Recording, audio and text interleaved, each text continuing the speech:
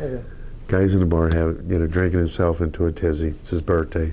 Nobody there to celebrate it with.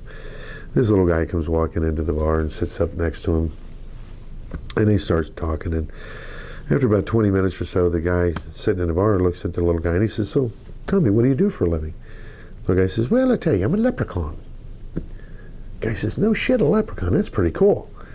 So they're sitting there for about another half an hour, and the leprechaun says to him, he says, "Since you didn't try to capture me when I told you I was a leprechaun, I can grant you 3 wishes. And what would you like?" So the guy's sitting there and he's thinking, he says, I know girls like guys with big schlongs. I'd like to have like John Holmes, 14 inches. Leprechaun says, "Poof, no problem, in the morning it'll be there. And now for wish number 2. So the guy's thinking a little bit longer and he says, "Well, I'd like to have the stamina of a bull. I want to be able to go all night long." Because I know women really like that. "No problem. In the morning when you wake, you shall have it. And now for wish number 3.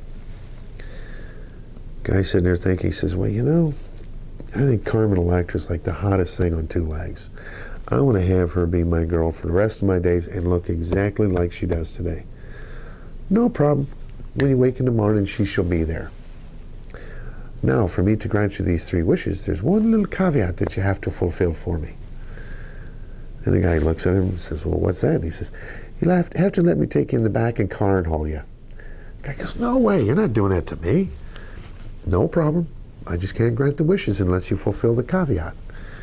So they're drinking a little while longer, another half hour or so goes by, and the guy's thinking, 14 inches, stamina of a bull, Carmen Electra, there's nobody here. Come on, leprechaun, let's go in back. So they go in the back. And after they're done, the leprechaun looks at him and says, "So tell me, son, how old are you today?"